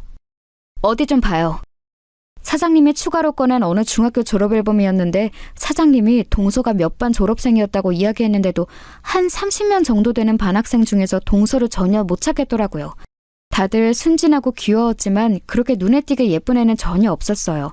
사장님이 그중에 한 여학생을 짚으면서 웃었습니다. 이 친구예요. 하지만 이름이 다른데요? 얼굴도 너무 다른데? 얼굴 뜯어 고치고서 개명도 한 모양이더군요. 아, 세상에. 자세히 보니까 얼굴이 남아있긴 남아있었어요. 코가 눌려서 약간 돼지상이라고 하는 그런 얼굴이었는데 콧대 세우고 눈 찢고 쌍꺼풀하고 뭐 얼굴형도 뭔가 한 모양이던데 제가 수술로는 잘 알지를 못해서 정확히는 알 수가 없었어요. 사장님이 뭔가 더 한참 이야기를 해주었는데 알아듣지도 못했고요. 얼굴이 정말 대격변을 했더라고요. 아주 미세한 인상 외에는 남아있는 게 없었고 이름까지 바꿔버려서 진짜 같은 사람이라고는 상상하기가 힘들었어요. 저도 아마 사장님이 말해주지 않았다면 전혀 몰랐을 사진이었죠. 고등학교 시절에 벌써 수술 여러 번 한 모양이던데 개명은 20 되었을 때 했나 봐요. 그래서 고등학교 앨범에는 원래 이름에 예뻐진 얼굴이 남아있더군요. 이런 사람이 한둘이 아니긴 하지만 굉장히 극단적인 케이스예요. 와, 이러고서 저희 시동생 낚아가지고 팔자 피려고 한 거였군요. 네, 그리고 이게 진짜 좀 특이하고 욕해서 죄송하지만 미친년 같은 부분인데요. 고등학교 때 사귀던 전 남친이 나중에 호스티스 되고서도 물주 노릇을 했더라고요. 아, 전 남친이 전 여친 몸 파는 거 보면서 돈 퍼부어준 거예요? 네, 일부러 아주 망하라고 작정하고 돈을 뜯어냈던 것 같습니다. 과정 보면 아주 미친년이에요. 사장님의 말에 따르면 동서는 호스티스 생활을 하면서 전 남친이 집착하는 동안 아주 효율적으로 돈을 빼먹었다고 하더군요. 술집에 나가는 전 여친을 보고 실망했던 전 남친을 꼬여내서 다른 남자하고 놀아나는 중에도 옆에서 지켜보게 하고 그러면서 또 입을 나불거려서 돈 없다며 돈 빌려달라고 해서 거액을 뜯어내고 그래서 제법 유복했던 전 남친 집이 휘청거릴 정도가 되어 결국 그 전 남친도 집에서 쫓겨났다고 했어요. 사장님이 그 전 남친 사진도 보여줬는데 어딘가 시동생하고 인상이 비슷한 게 어디 가서 호구 잡히기 딱 좋은 인상이더라고요. 그런데 그 말을 들으니 좀 걱정이 되더군요. 시동생은 꽤나 허술하고 덜 떨어진 인간인데 동서한테 휘말려서 간이고 쓸개고 다 빼줄 게 확실했거든요. 야근 척은 혼자 다 하지만 결국 세상 물정은 아무것도 모르는 인간이라서요. 저러다가 시댁에도 여파가 미치며 결국 저와 남편도 피해를 입는 건 가정사실이니 제가 걱정될 수밖에 없었죠. 하지만 일단은 그냥 조용히 있어 보기로 했습니다. 저희 집 문제도 아니고 일단 한 치 건너 두 치인 시동생네 일이었으니까요. 흥신소를 이용해서 뒷이야기를 캔 것도 가능하면 알리지 않고 지나가고 싶었죠. 그대로 동서가 조용히 살면 좋은 일이지만 분명히 아닐 것 같다는 확신도 있었어요. 그렇게 동서네하고 신경전 아닌 신경전을 벌인 이후 몇 달이 지났습니다. 시부모님도 그 사이에 동서가 너무 건방지게 굴고 시동생이 그걸 편들어주느라고 말도 안 되는 소리 짓거리는 걸 너무 많이 보셔서 정이 많이 떨어지신 것 같더라고요. 원래 시부모님이 굉장히 다정하고 좋은 분들이셨는데 동서한테는 버티실 수가 없는 것 같았습니다. 사실 저는 그걸 옆에서 지켜보면서 과연 과거가 더러웠던 여자는 티가 나는구나 싶기도 했어요. 아무리 보통 일반 사람처럼 행동하려고 해도 싼 티가 나더라고요. TV를 같이 보다가 예쁜 여자가 좀 노출이 심한 옷을 입고 나온 걸 보면서는 남자 꼬시려고 저런 걸 입고 나왔다든가, 저 여자 연예인 진짜 얼굴 다 갈아엎었다든가, 심지어 가슴 성형 몇 천만 원 들여서 한 거 다 알고 있다든가 하는 소리를 끝도 없이 늘어놓더군요. 시어머니도 참 교양 있고 고상하신 분이라서 그런 말을 들으면 어떻게 반응해야 할지 모르겠는 얼굴이 되셨고, 신우이는 곧장 사자오라도 지르고 싶은 얼굴이었지만 애써 참는 게 눈에 보였어요. 그럴 때 제가 가만히 보다가 슬쩍 찔러보기도 했었죠. 동서 참 성형에 대해서 잘하네? 해봤나 봐? 네? 아니 형님, 무슨 말씀을 그렇게 하세요?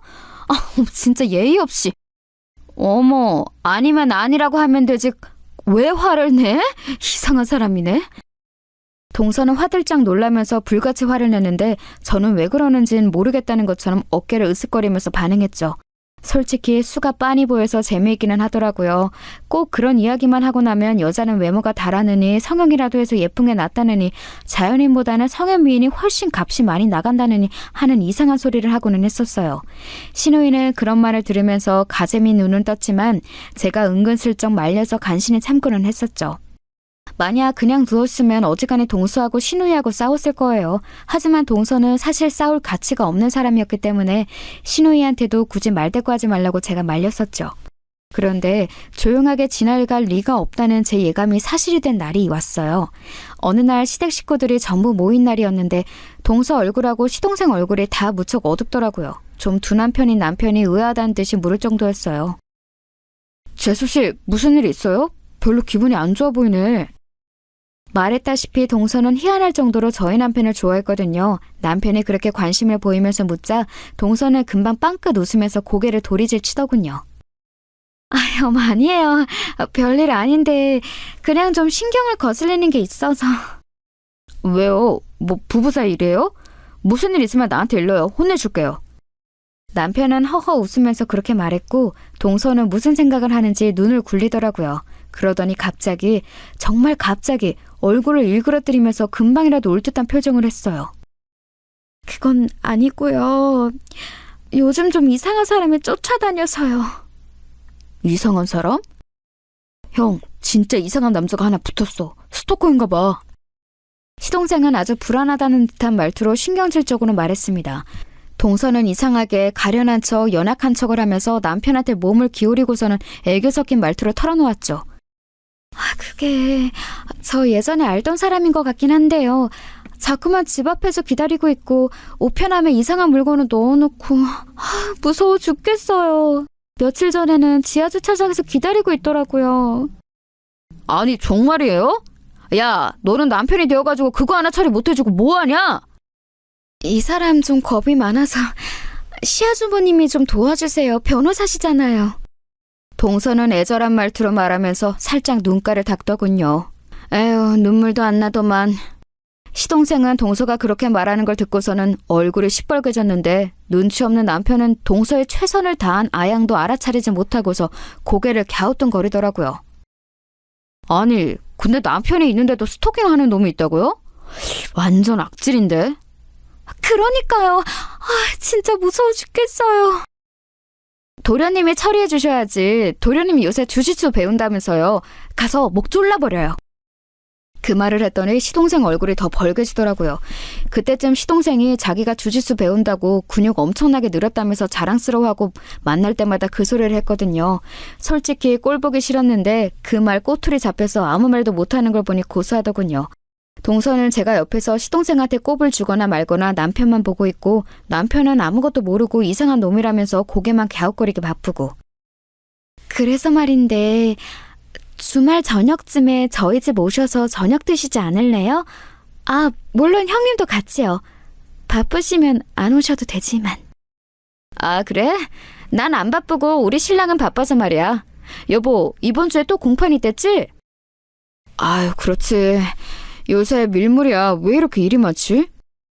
그따위 일 뒤처리에 남편을 빌려줄 생각은 없어서 제가 남편을 얘기로 돌리자 단순한 남편은 곧장 일에 대해서 투덜거리기 시작했어요. 단숨에 화제가 돌아가 버린 동서는 분해서 그런지 얼굴이 벌겋이더군요. 그런데 그때 아파트 현관 바깥에서 뭔가 소리가 들려왔어요. 같이 둘러앉은 시부모님, 동선에 저희 부부까지 다 멈칫하고 돌아볼 정도의 소리였죠. 어떤 남자가 열어달라고 외치고 있었어요. 뭐야? 누구야? 저기 그 스토커 아니야? 세상에, 그 인간이 시댁까지 쫓아왔다고? 세상에, 끔찍하라! 저도 순간 아연하더라고요. 아니, 아무리 스토커라고는 해도 자택도 아니고 시댁까지 쫓아오다니 쉽지 않은 일이잖아요. 저런 놈이 혹시 흉기라도 들고 있으면 어쩌나 겁이 덜컥 나더군요. 저도 평소 겁이 많은 성격은 아닌데 워낙 흉흉한 사건도 많고 하니까요. 남편도 그런 생각이 들었는지 은근슬쩍 일어나서 식탁 의자를 들었고요. 뭐 흉기 가진 미친놈하고 상대하기엔 의자가 좋은 선택이긴 하죠. 일단 다들 긴장한 채로 시동생이 일어나서 나가 문을 열었어요. 그런데 거기 정말로 남자가 한 명 서 있었는데 제가 봤던 얼굴이더라고요. 그 흥신소 사장님이 보여줬던 사진 속 남자, 동서의 전 남친이자 전 손님이었던 그 남자요. 재미 좋아? 나 버리고 재미 좋냐고. 왜 이러시는 거예요? 저 남자 전 몰라요. 모르는 남자인데 저러는 거예요. 동서는 그렇게 말하면서 남편 뒤로 숨더라고요. 남편 셔츠 잡고 뒤에 착 붙어서 숨지만 않았어도 제가 참았을 텐데 그 꼬라지를 보니까 저 화상을 우리 시댁에서 치우지 않으면 제가 평생 속이 터지겠구나 그런 확신이 들었어요. 그리고 저는 저 여자를 치울 방법도 알고 있었죠. 너 내 여친이었잖아. 내가 너한테 돈을 얼마나 드렸는데. 어머나, 돈을 드려요? 그게 무슨 소리람? 남자는 척 보기에도 이미 눈이 시뻘개져서 제정신이 아니더라고요. 저 상태인 남자한테는 몇 마디씩만 던져서 등을 밀어주면 저절로 자살골을 넣게 되어 있었죠. 남자는 제가 있는 쪽으로 눈을 돌리더니 제가 말을 들어줄 것 같았는지 얼른 말했어요. 돈 정말 많이 드렸어요. 저 여자 사랑합니다. 무슨 꼴을 해도 사랑해요. 무슨 꼴이라니? 우리 동서가 어때서요? 결혼도 했는데? 결혼을 해도 술집에 나가도 사랑한다고요. 네? 술집요? 저는 놀란 척하면서 슬쩍 동서 쪽을 봤어요. 동서 얼굴이 곧 악귀처럼 변하더니 시뻘개져서 악을 쓰더라고요. 형님, 조용히 해요. 저 새끼 말 하나도 들을 거 없어요. 그냥 정신병자예요. 헛소리라고요. 동서, 그동안 당한 게 많았나 봐. 오래된 사이야? 저 새끼한테 내가 그동안 얼마나 오래 당했는데 거의 10년이 다 되어간다고요. 조금 아까 저 남자 모른다며. 오래전부터 아는 사이라는 거네? 제가 지적하니 순간 거실이 조용해졌어요. 뭐라고 말을 얹기 애매해서 나서지 못하고 있던 시부모님도 안색이 변하셨고 시동생도 순간 창백해지더군요. 동서는 자기가 잘못 말했다는 사실을 깨달았는지 급격하게 말을 더듬기 시작했어요. 그게 아니라요. 그러니까 오래전부터 저를 괴롭혔다는 거죠. 모르는 남자라고 했잖아. 개인적으로 모르는 사이라고요. 그게 무슨 소리야. 너 개명했잖아. 개명 전 이름 난 아는데 불러줘? 너 고등학교 때 나랑 사귀고서 졸업한 후에는 술집 나갔잖아. 술집에서도 내가 제일 큰 손으로 너한테 고객이었는데 이런 식으로 나 버리고서 다른 남자 만나 결혼해도 돼? 남자는 울면서 소리를 질렀어요. 술집 다니면서 오입질하는 놈인데 나름대로 순정은 순정인진 모양이더라고요. 전 술집 호스티스와 그 고객님 사이의 다툼을 시댁 거실에서 보게 되는 상황이라니 너무 예상하지 못했던 터라 어처구니가 없었어요. 남편도 당황스러운지 저한테 조그만 목소리로 속삭이더라고요. 무슨 일인지 당신은 알겠어? 나야 누구보다 잘 알지. 나중에 이야기해줄게. 말 잘 듣는 남편은 알겠다면서 얌전히 고개를 끄덕였습니다. 그리고 뒤에서는 술집 이야기를 듣고 시어머니가 그대로 넘어가시더라고요. 시아버지가 급하게 잡아서 부축하셨는데 시동생이고 동서고 아무도 신경을 안 써서 저하고 남편이 같이 부축해서 방으로 모셔다 드렸어요. 물론 그 와중에도 너무 재미있는 바깥 상황에서 귀가 떨어지질 않았죠. 남편 역시도 시어머니를 걱정하면서도 한편으로는 동서와 그 남자 싸움에서 신경을 뗄 수 없는 게 느껴지더라고요. 이런 게 어디 있어. 내가 너하고 술 마시고 2차 나가려고 돈을 얼마나 썼는데 너 성형수술 하라고 돈도 내가 다 대줬잖아. 고등학교 때 만나서 그때 다 수술했잖아. 너 근데 어떻게 팔자 피겠다고 다른 남자를 만나서 여기서 이러고 있어? 좀 닥치라고! 네가 이런 식으로 하는데 내가 어떤 여자가 붙어있어, 이 쫌생아! 결국 성질이 나버린 동서가 빽소리를 지르는 게 들려왔어요. 오, 드디어 폭발하는구나 싶어서 저는 속으로 흥미진진해서 어쩔 줄을 몰랐죠. 원래도 동서가 자기 성질 못 이기고 말실수하는 경우가 참 많았는데 이번에도 자기 성격을 못 이기더라고요. 그 말을 듣는 남편 눈이 커지면서 저한테 뭔가 말을 하려는데 저는 손가락을 입에 대고 조용히 하라고 했죠. 더 자세히 들어야 하니까요. 시아버지도 화는 나는데 이 상황 자체가 너무 어처구니가 없으신지 아무 말씀이 없으셨어요. 너 그렇게 술집에서 에이스로 일하는 동안 네 매출 내가 다 올려줬잖아. 내 덕분에 에이스였던 거면서. 이 멍청이가. 야, 네가 무슨 다 올려줘? 내 손님이 얼마나 많았는데. 너 맨날 와서 징징대면서 돈도 안 써서 마담언니가 너 얼마나 싫어했는지 알아? 진짜 대화 흘러가는 꼬라지가 가관이더라고요.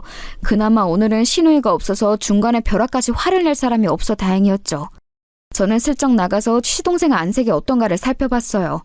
현관문 근처에 선 채로 시동생은 얼굴이 시퍼래져 있더라고요.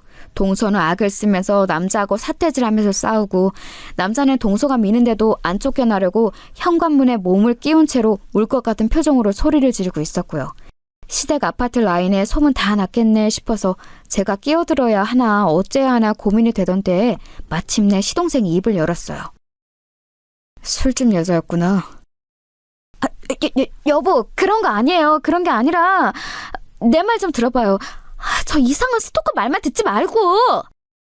지금 그렇게 다 직접 말해놓고 나더러 뭘 믿으라는 거야? 시동생은 그야말로 곧장 쓰러질 것 같은 얼굴이었어요. 뭐 인생에 이룬 가장 큰 업적이 동서와의 결혼이었던 것처럼 굴었으니 어찌 보면 당연하기도 했죠.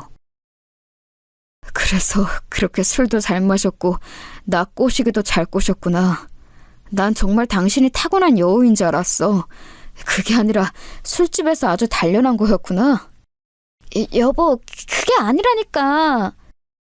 결국 설득하기 힘들었는지 동서는 눈물 작전으로 나가기로 했던 것 같아요. 동서는 아끼처럼 소리를 지르던 얼굴에서 갑자기 울며 처연해진 얼굴로 돌변해서 눈물을 죽죽 흘리기 시작했죠. 여보, 내가 술집 나갔던 건 맞아요.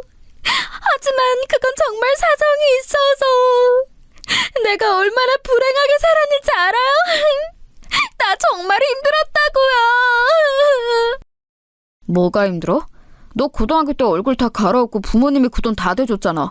그거 다 받아먹고서 술집 나가서 네 맘대로 살겠다고 도망 나간 거잖아. 내가 다 아는데 어디서 거짓말을 치려고 해? 보통 남자가 너 살아온 인생 다 받아줄 것 같아? 남자는 아주 작정을 한 모양이더군요. 은근슬쩍 뒤에 서서 듣고 있는 저와 남편이 벌어진 입을 다물 수가 없을 정도였어요. 물론 제가 변호사 일을 하면서 상당히 많은 콩가루 집안을 보아오기는 했지만 그게 설마 저희 시댁 시동생 일이 되리라고는 상상도 하지 못했거든요. 제 3자의 일을 보는 것과 그래도 시댁 일을 보는 것하고는 완전히 달랐어요. 동서는 이제 정말 안 되겠는지 그 남자를 끌고서 현관문 밖으로 나가버리더라고요. 남자는 순순히 따라 나갔고 현관문이 닫혔는데도 시동생은 따라 나가지 않았어요. 그냥 멍청하게 닫힌 문만 바라보면서 멍하니 서 있더라고요. 그리고 바깥에서 시끄러운 소리가 나더니 결국 둘 다 같이 완전히 나가버린 것 같았어요. 시아버지도 저희 부부도 시동생도 무슨 말을 해야 할지는 몰라서 멀뚱하게 서로를 바라보고만 서 있었죠. 그러던 끝에 시아버지가 참담한 얼굴로 물어보셨어요. 너는 몰랐던 거지? 네, 아버지. 시동생은 곧 울 것 같은 얼굴이더군요. 저와 남편은 얼른 눈인사만 하고서 가방하고 옷을 챙겨서 시댁을 빠져나왔어요. 이제 시부모님하고 시동생이 해결할 문제인 것 같더라고요. 나와서 차에 타고 집에 가면서 남편이 물어봤어요. 당신은 알고 있었어? 눈치가 뭔가 아는 것 같던데. 이번에는 그래도 어쩐 일로 눈치가 있네? 응, 알고 있었어. 아니, 어디까지? 그리고 어떻게 하다 알게 된 거야? 뭐, 어쩌다 보니 알게 되었지. 그리고 그냥 술집만 나간 것도 아니고 사연이 아주 다양하던걸. 저는 흥신소를 통해 알아냈던 일을 전부 남편한테 말해주었어요. 남편은 처음에는 침착하게 듣다가 결국에는 경악한 표정이 되었죠. 뭐 얼굴 갈아엎고 개명하고 술집 여자 되었다가 미인 대회까지 나가서 팔자 고치려고 결혼한 사람이 제주시라는데 누가 경악하지 않겠어요. 남편은 그야말로 놀란 얼굴이 되어서 한숨을 쉬었죠. 아, 그놈 순진해가지고 아무것도 모르는 게 어쩌다가 그래도 결혼 상대는 잘 골라왔네 싶더니만 역시나. 뭐? 결혼 상대를 잘 고른 것 같았어? 사람 볼 줄 모르네. 아이, 그 정도면 괜찮지 뭐, 사근사근하고. 근데 그런 과거가 있으면 이제 완전히 이야기가 달라지지만. 하여간 남자들이란 여자가 좀 예쁘고 상냥하게 말하면 무조건 결혼 상대로 좋은 줄 알더라고요. 하긴 동서가 희한할 정도로 남편한테 좋은 말만 하기는 했었죠. 아마 술집에서 일하던 가락 같기는 했어요. 저는 남편도 시동생도 좀 한심하면서도 뭐 남자들이니 그러려니 해야지 싶었죠. 그 뒤는 뭐 뻔하죠. 다른 건 몰라도 술집에 나갔던 과거를 인정하는 남자가 어디 있겠어요. 게다가 시동생은 미인대회 출신 미인을 아내로 맞이해서 자기가 우리보다 더 우월해졌다는 자신감에 취해 있었는데 사실은 그 미인이 술집 출신이라고 하니까 완전히 자존심이 구겨져 버린 거였죠. 시동생은 정말 칼같이 이혼 통보를 했고 동서가 들러붙었지만 결국은 돈을 좀 받고서 떨어져 나가버린 모양이더군요. 애초에 동서는 신분 세탁해서 팔자를 고쳐보려던 거였기 때문에 그냥 더러워도 돈 먹고 떨어지라는 식으로 위자료를 줘버렸더니 금방 협의 이혼에 동의했대요. 사실 동서가 과거를 속였으니 소송할 수도 있었지만 거기까지는 이야기해주지 않았어요. 제가 알 바가 아니니까요. 시부모님이 그 와중에 마음고생이 참 많으셨지만 그래도 협의 이혼으로 그리 시끄럽지 않게 끝나서 다행이었죠. 동서가 이혼하면서 끝까지 저한테 저주를 퍼부었다고 하긴 하더라고요. 그게 맨날 중간에서 회방을 놓았다고요. 못생긴 게 잘난 남편 만나서 사는 게 무슨 복인지 모르겠다고. 뭐 그렇게나 질투나고 부러우면 본인이 능력 있고 바르게 살았어야죠. 안 그런가요?